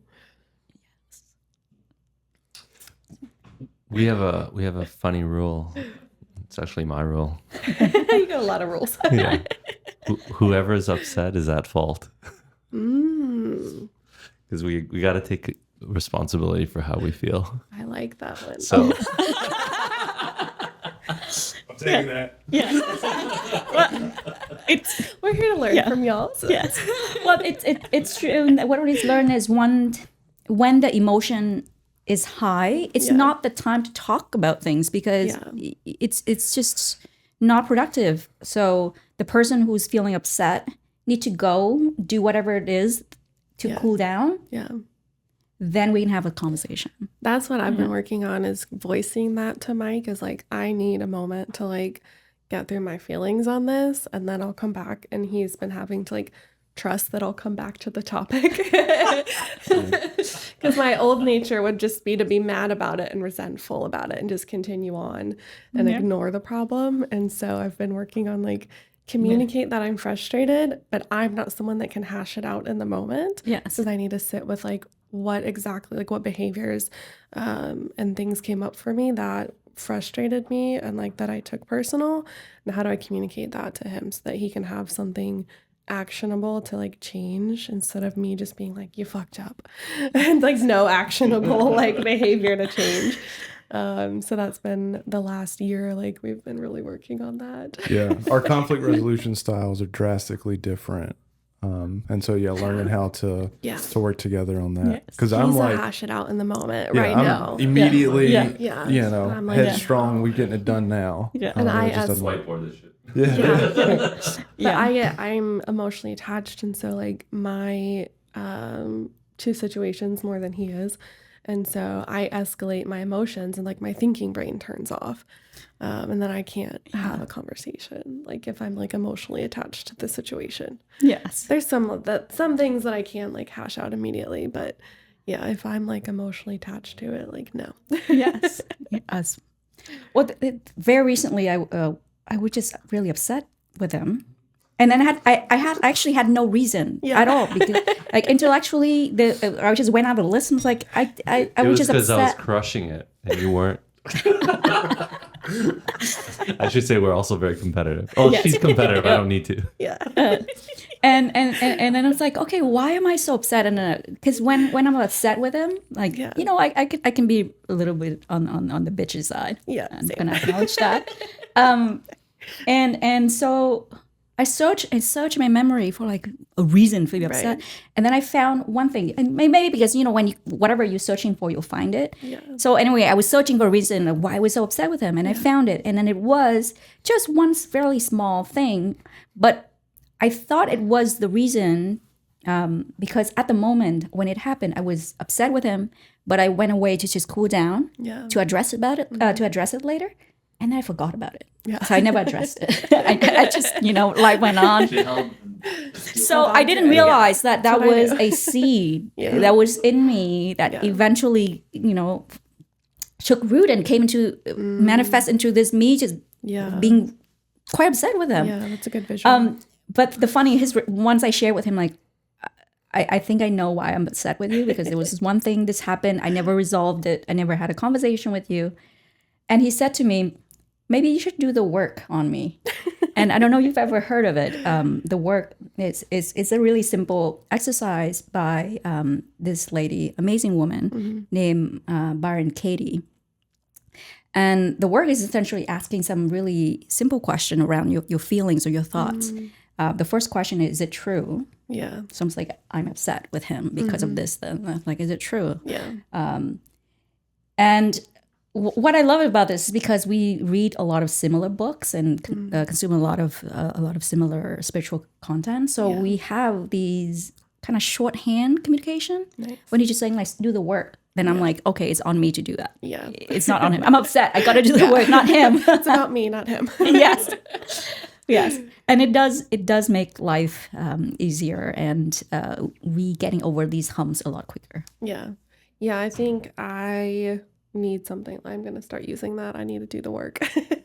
Because I'll just like retreat and not tell Mike what's happening. And then he's like feeling the disconnection, and then it's like he's like spiraling out in his own head about it, and I'm really just like doing the work to see like what was my part, what's his part. So that sounds eerily similar. I remember there was a period of time when our relationship finally started getting stably good, and then for a week straight she was just being such a bee to me for no reason, and we had to you. Yeah, I had no idea. And then we had a guest come over from out of town, and I polished a bottle of wine with this guy, and I'm not a big drinker so that was a lot for me. And I was in such a good mood, and as soon as the guest left, she was being mean again. Yeah. And I was so drunk, and I'm like, you know, I'm not gonna let this upset me. I'm just gonna call it as it is. And I told her, I was like, if you don't want to be with me, that's fine. At the least you can do is be friendly. We can at least be friends. You don't have to be unfriendly in the way you behave and you treat me. Yeah. And I gave this whole spiel, and then there was a moment of pause, and then she started sobbing. I'm pregnant. And the first thing in my head was like, oh, thank God. I thought you wanted to break up with me. And I went to sleep, and then in the morning I woke up, I'm like, holy shit, she's pregnant? Yeah, it was a scary time because our business was a year and a half Oh my God. We're the same. Yeah. Yeah. Yeah, you Yep. should tell him how you told me. How did you tell? So it was unexpected. Like we weren't trying. We weren't like, yeah. And so same, like a year and a half, 2 years in. And it was the universe like conspired for us. I used to say against us, but for us. Our insurance stopped covering our birth control. I had over 3 months, I had 5 doctor's appointments that all got rescheduled. So I couldn't get back on birth control. So one time without protection and we're pregnant. I was like, oh, it can't be one time. Like all our friends are struggling with like infertility. So I was like, oh, one time's fine. No. And so I'm like, well, like I don't have my period, but I'm having the symptoms of it without the period. And sorry, I'm fist bumping. And so I get home and we're driving somewhere. We're going home. And he's like, I really want an espresso milkshake and something to have a local coffee shop. And I was like, yeah, let's go get one. And so, and I'm kind of being emotional as well that week. And so he gets on and it's like getting a kid ice cream to like tell him a hard story. And I was like, yeah, let's go get one.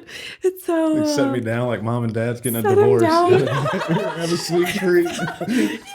Like he's got his milkshake and he's standing there in the coffee shop, and I was like, we also need to go to Walgreens. You know how I've been like having like period symptoms, like, and like the most important part hasn't come, and he's just like, what? And I'm like, we need to get a pregnancy test. Enjoy this milkshake when you tell it. He's just like a lost kid with his milkshake. Like, what? So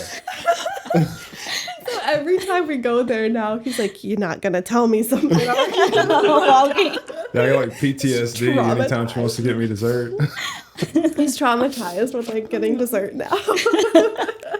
It's the same thing. Very shocked. Were y'all planning or trying? Yeah. Both time we was just like, what happened? Yes. Well, then we called my grandmother. She's like 90, like she's A direct line to God. yeah, she's Catholic and like the most devout Catholic you've ever met in your life. And we call her and tell her, and she's like, well, I know y'all didn't want one, but that's just wrong. I've been praying that y'all would have a kid. I've been praying really hard that y'all would have a kid this year. And I was like, it worked.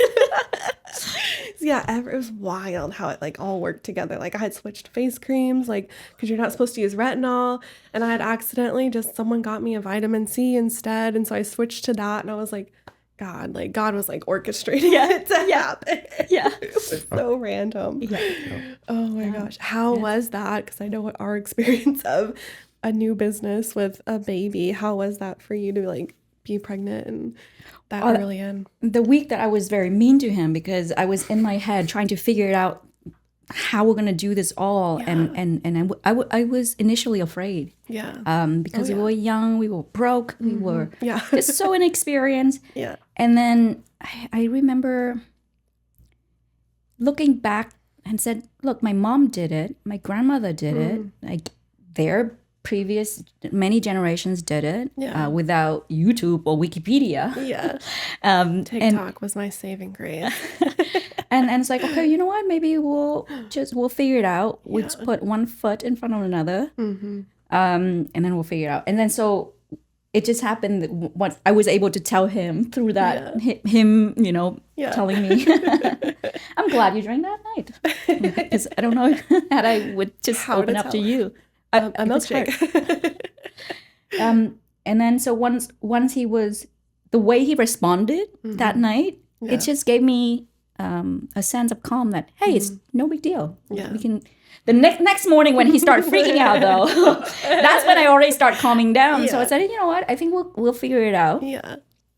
Well, we call his mom, we call my mom, and they kind of like, yeah, both the moms told me just work until you can't work anymore. Yeah.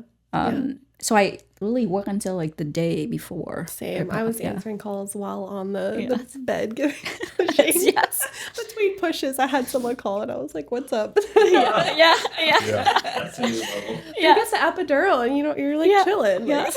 Like, and because it's our first, I didn't know what to expect, so I didn't plan to take any time off. Well, I took with the first baby, I took 7 days off. I remember it was a Saturday. He was born on a Saturday, and the next Saturday, I put him in the stroller, walk him to the office because we live very close by. And it's Saturday, so no one was there. Yeah. I sit down in front of the computer, baby was sleeping. I just started checking email, and next thing I know, I'm back at work. Yeah. And because we didn't really have much money, so essentially we just bring the baby to work with us every day, and then he kind of grew up crawling around, unplugging computers and things like that. And then at some point when I like, okay, you know what, we can get him to daycare. But essentially, the kid was very much growing the business. And the second baby, because I knew what to expect, I was just like work through it. Yeah. Yeah, we were able to save up enough to get an au pair, but I was breastfeeding for 18 months. And so they would come to the office with us, and like she would be watching her in like an office, and then whenever she was hungry, breastfeed, and then it was like a whole thing. And so it's funny that, and now she was like begging this week, office. She wants to go, like our staff or like her auntie and uncles. That was probably the first 6 months she grew up in the office. She was in the office every that's day so wonderful. with me. Yeah. This is her village. Yeah. Oh yeah, and she misses it. I remember with our son, he was a baby, and one day I needed to be on site with a group of clients for like half a day or full day, all men, and I had this baby, and I was still breastfeeding. So I just bring him like, by the way, guys, my baby's with me throughout the day. I'll be taking breaks to feed her. And Originally, I didn't plan. I thought that somebody would be able to take care of the baby, but it just didn't work out. So I had to. I had no choice. Yeah.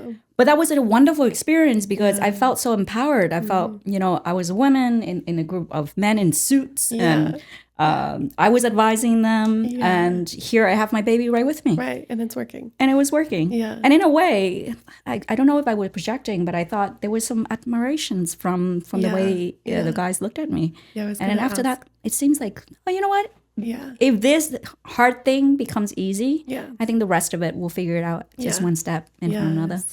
I had similar experiences where it's we would go to these networking events and I would bring my kiddo, and that was like, they'd be like, what, you have your kid? What?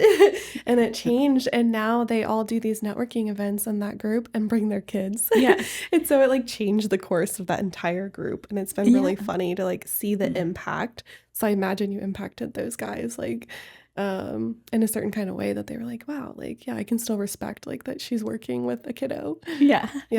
It's pretty, it's fun because I feel like previously it was that separation, the work-life separation. And so you were like, nope, I'm going to integrate it and I can do both. And you were teaching them and you that you can do it. And I think that's huge.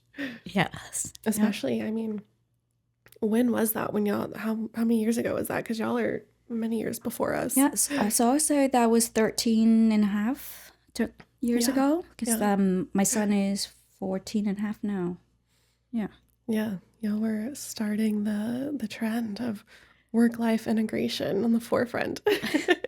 When we met each other and talk about our dreams of starting our own creative business, we didn't quite know the shape or the type of business. We just know it's going to be creative, and it's going to be a place where we can bring our personal dreams and personal value into shaping it. Yeah. And that we're going to figure out own way of doing things versus following textbooks or path that has been done before. And knowing that there's going to be a lot of fumbling and trial and errors, but we'll figure it out. Yeah. And the whole kids being, bringing up kids in the business, we didn't plan for it. It happened organically. Right. And because it's happened and it worked out really well, so now the younger staff are looking forward to when they have kids and they can bring them, raise the kids in the business. Yeah. I've had staff that were similar to me that were like, I'm not having kids, and then having Harley completely shifted a lot of their perspectives. They're like, wow, you did it. Like, that's crazy. Like, I might have a kid now, or like, I might get married now. Like, I can do it. Yes. Similar case for us. We work with a lot of young people. Yeah. And guess at this time, social media doesn't promote having family kids as a glamorous life. Yeah. So they generally don't. But once they come in, they often change their mind. Yeah. And then we'll also attract young people who are very sure about wanting to have family. Yeah. Yeah, I think we're kind of more in that stage now of attracting people who want to have both, like the career and the family and the integration. And because at first we were attracting a lot of like-minded people that were like, I just want to like be career focused and hustle. And so it's been funny to see those people changing and evolving, and then the new people coming in that are more family focused. It's you attract those that like the message that you're putting out. And it also helps keep away the people that don't have the same shared message or values. How did y'all get to those values? It sounds like y'all had similar values from very like different upbringings. And like, why is that integration important for you and for like y'all as a couple? You want to help me answer that?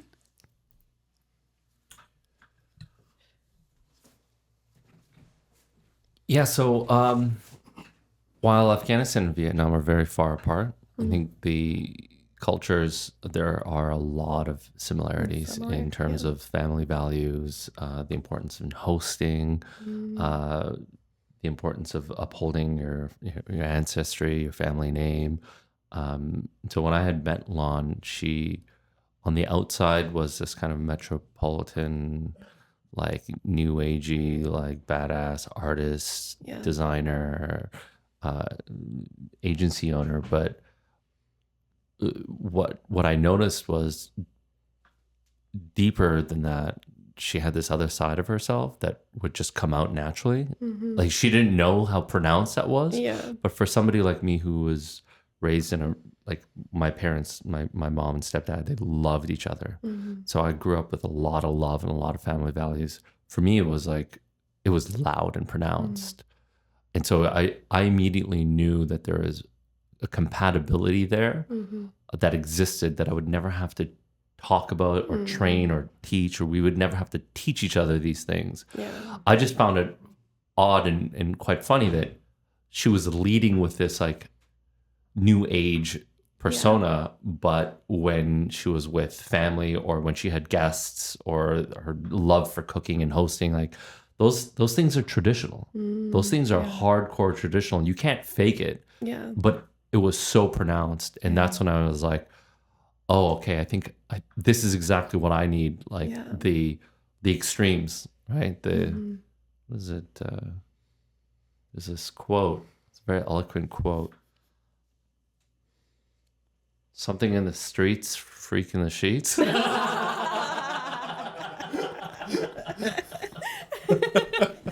Mom, maybe don't watch this one. You can turn it off here now. Well, we integrate a lot of our personal values into the business because we spend a lot of time at the business and we see it as an extension of life, not the other side. Yeah. And we don't want to have to be different people. Right. Outside of work and inside of work. And so over time, we just organically build this thing where we can be really free. And others, we attract others that value similar things.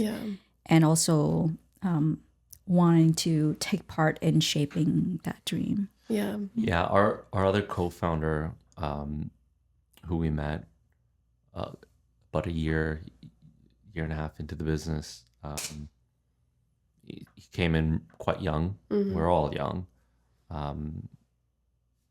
Guy's name is Trevor, born in Canada. But when you think about like, okay, well, Lon's from Vietnam, I'm from Afghanistan. Here's a guy that was born in Canada, but his parents, come from Scottish backgrounds, and he's huge into family values. So like we bonded over these things in an intimate and authentic way that we didn't know at the time how to articulate or even how to identify it. Right. And it was just, it just made sense. We were kind of like unconsciously moving in the right direction in lockstep. It's only as we've gotten older that we're able to articulate these things. And then our fourth partner, so our other co-founder's name is Trevor.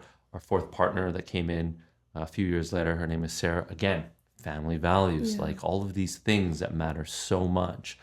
And so there's a certain bond, a certain trust that goes much further and much deeper than what people would assume is possible in business. But when you take a look at the relationship of, say, Charlie Munger and Warren Buffett, right? They talk, I mean, Charlie's passed away, but there's an inherent trust that is unshakable. Yeah. And when you can have that that level of trust in those shared values, if you could adopt it into your business, you're unstoppable. Yeah. Because they disagree on a lot of stuff too. They would disagree, It's like 100%. brothers disagreeing with each other. Like, Precisely.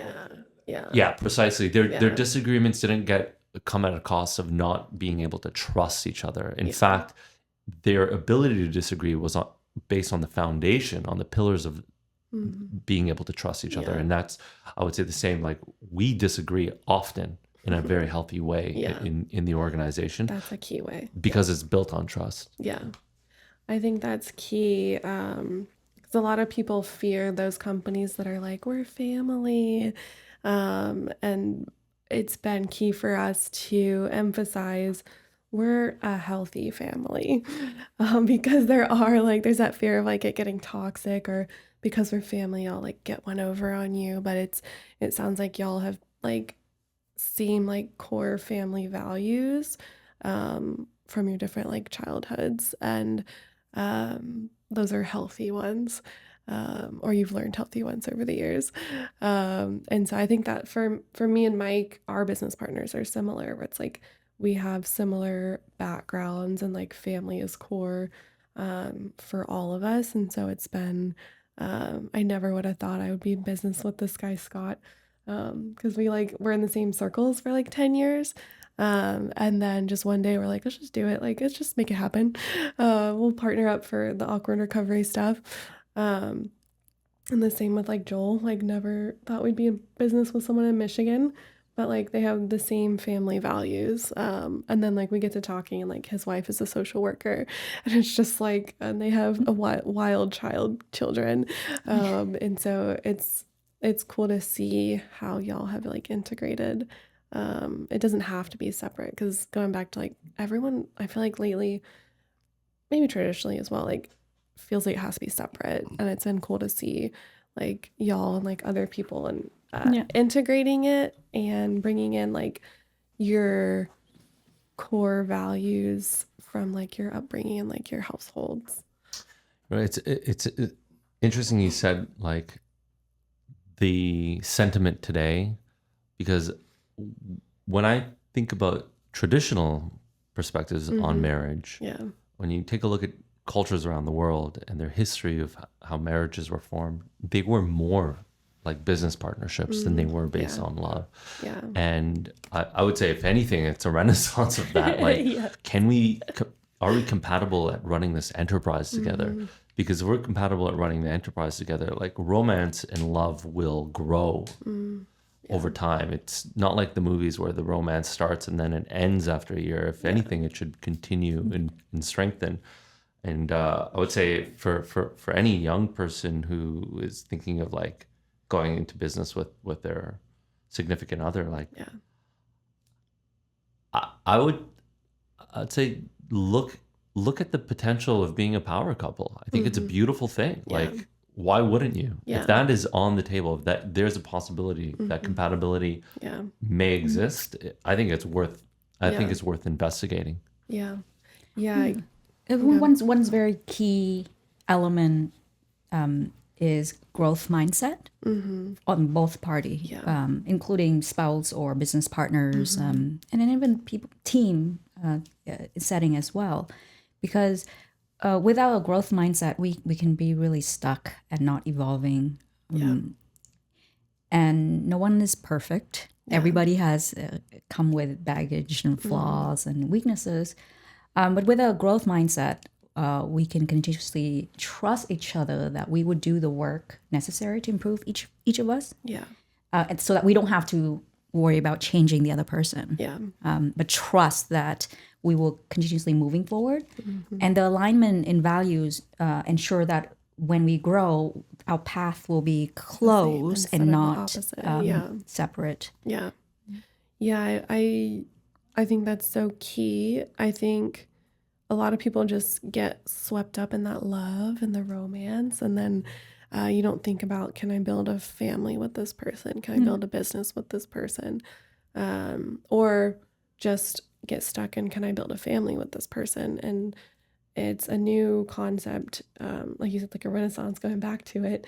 Can I be a power couple? Like that's kind of a new concept. But yeah, it was from the olden days, it was less about love, more about art. Can we like build a business together? Think about it. Back in the day, like you besides like empire, you build a tribe or community. Community and village and tribes. There's need to be like the caretakers. The leadership. So, y'all are sparking ideas of like the old like farmer who like you got your wife and then all your kids were your workers. Like populated your farm with your family, and so it really was like a business. So that's like it goes back to what you were saying earlier of like we're human beings, not human doings. And so it's like focus on what you want to be, not what you want to do. So like you want to be a power couple, not do power couple things. Those things will happen regardless if you focus on who you want to be. Yes, precisely. I think what sticks out to me is your concept of Lon when y'all met. And she had this like facade of like, not facade, but like you were trying to be there was this a like facade, yes. Yes, there was a facade. Okay, trying to be this like, independent like woman, and you are, and you've integrated that with like your family values. I think I was the same way. Like when I first started my career, I was like, I'm going to like rise in the corporate world and do all these things. And then I kept hitting these like ceilings and these people saying no to me. And so then it was, Mike was like, just do your own thing. And then it's like, let's just do it together. And so it kind of came naturally to like integrate the like business side of me and the family side of me. And so, it's funny to like hear y'all's same experience of that. Well, it sounds like you, as you are hitting roadblocks or something, it's like you, instead of being stubborn, and it's like, no, I got to move forward. I was a little bit for a little while, a couple years. But then you're starting to open up and listen to the cue and signs from the universe, like, oh, maybe do this things instead. Yeah. And then following that, and I think we had a merging of perspectives was a big deal too, because we were both ambitious, but ambitious in different ways. Rachel had a goal, and I want to achieve that goal. And I was like, I want to really enjoy the journey. And so it's ambition. It's just ambition from different viewpoints. And so when we merge that together, it's like we're always chasing goals, and we're always loving the journey that we're on doing it. And so it really worked out beautifully. Yes. Yeah, I struggle to enjoy the journey at the moment.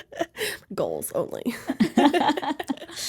Helpful to have we learn this great perspective that's been very helpful.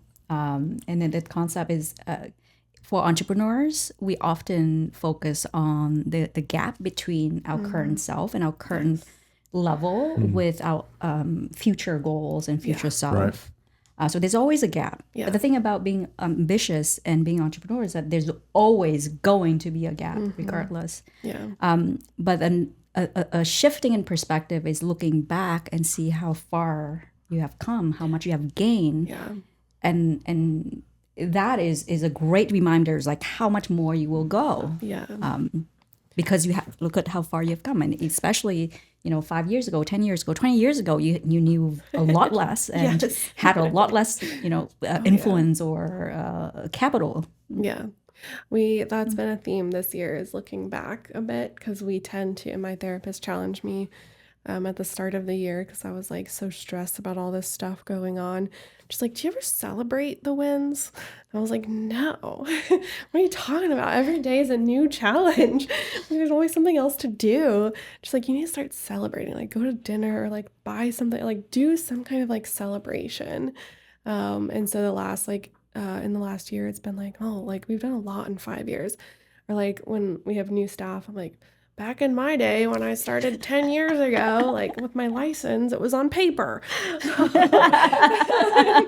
so it's been funny to like see that like progression and like take the time to reflect on the progress. Cause yeah, there's always more to do. And having a kid helped us really change that perspective. It creates self-reflection. Oh, yeah. And Yeah, like, so are much. these people around us helping us or like leeching off of us? And we had to really look at that and like, how are we spending our days? Because we were fine working 12, 16-hour days before kid because we were all together. It was like, like we're always together. Like it's us time. But then having her and being pregnant slowed me down physically so much and mentally. And it made us look at business together. He started a 9 to 5 schedule. He's like, I'm working 9 to 5. That's it. And so we do that. And it's been really helpful to do that. And like there's moments where you answer the phone or work late. But that like 9 to 5, like the 5 to like 9 after, like it's her time with us. And like before bedtime, we try to keep it family oriented. And it's huge. Did kids change that perspective for y'all too? Yes, very much. Yes, I remember looking at your baby, and then the baby's just staring at the sky. Yeah. And then you're like, what are you looking at?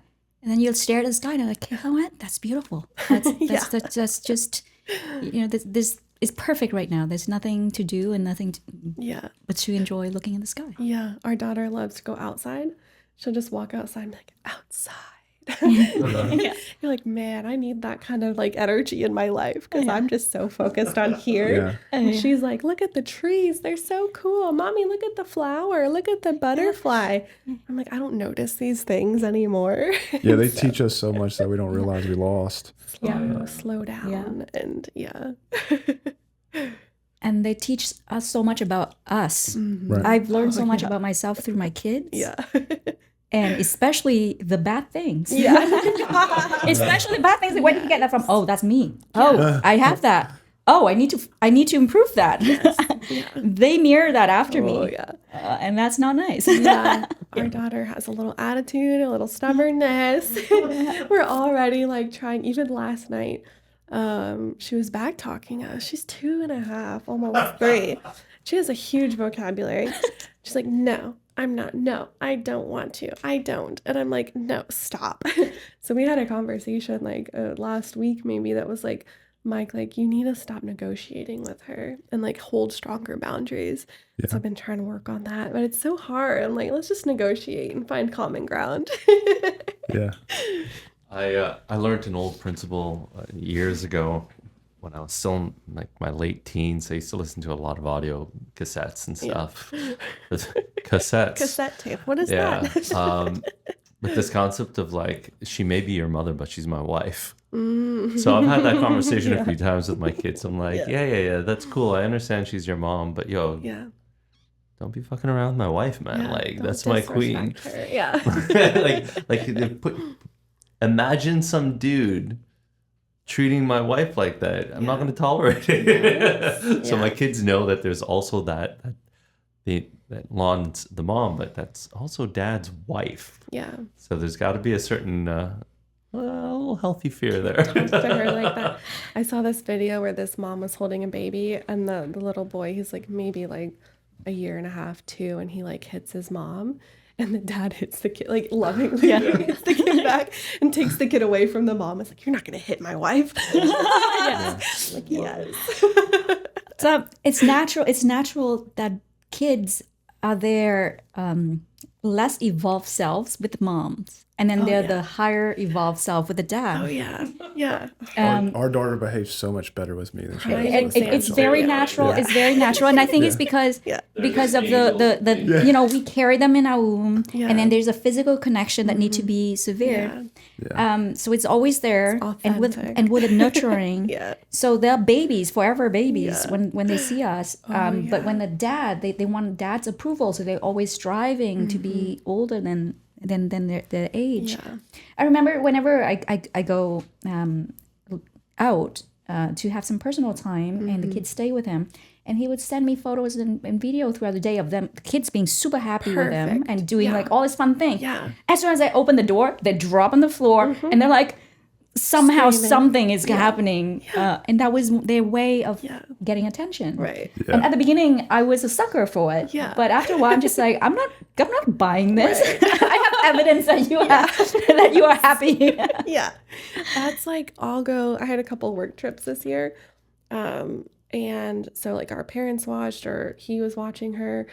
And she was potty training we've been potty training for a long time. And she would have no accidents the whole time I was gone. I'd come back and we're back to accidents. Within hours, she shit her pants. Yeah, it is a way of getting mom attention. Yeah. Clean my shit. Yeah, she went to Vegas on a girls' trip, and she was 4 worried. days. And me and Harley, like I'm sending her pictures, we're chilling, watching TV together. Yeah. We would go out on like a dinner date together, and Perfect angel. yeah, perfect. Like bedtime's always a fight in our house, and it doesn't wanna go while to bed. she was gone, it'd be like 9:30. She's like, "I'm ready for bed." Yeah, okay, bye, Okay. Dad. You can shut the door. We don't have to rock. We don't have to read 5 books. Yeah, I could tuck her in. Yeah. ridiculous. That literally happened yesterday. The other night when our daughter, she still enjoys like that mommy comes and tucks her in, but Yeah. she was gone one night ahead of me. Yeah. She came here to Austin, and I was like, Sophie. I yell, Sophie, where are you? She's like, I'm in bed. I'm like, you didn't even say goodnight. I go, I didn't? I'm like, no. They're so independent and mature when mommy's not around. She literally like brushed her teeth, got in bed.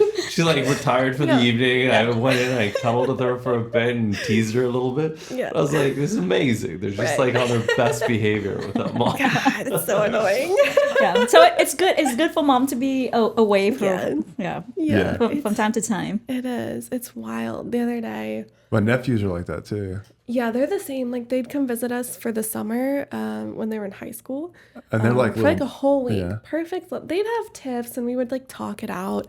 And I'd like sit them in different rooms and be like, all right, you gotta apologize to each other and like mediate it. But nothing like when their mom is in town. Yeah, so a lot of times they'll come in for a few days, and then she'll come in like the last day or two and hang last out with us weekend as well. and hang out with us. And they're perfect gentlemen. They're like, yes, sir, no, sir. They're opening the doors for people, like super polite. Can I help Cleaning with up cleaning the after dishes themselves. and stuff? Mom shows up, and they're like slapping her in the head, and they're crying and moaning. And I'm like, what happened to you? Completely different people. It's wild. Yeah. And I'll even tell them, like, y'all need to be better than this. Like, you need to treat your mom better because y'all are wildly different. And they're aware of it. They just don't care. So maybe after a certain age, the mom just need to not be around as often. Yeah. There's Maybe a saying society like, would be better. Yes. the go good off. mom is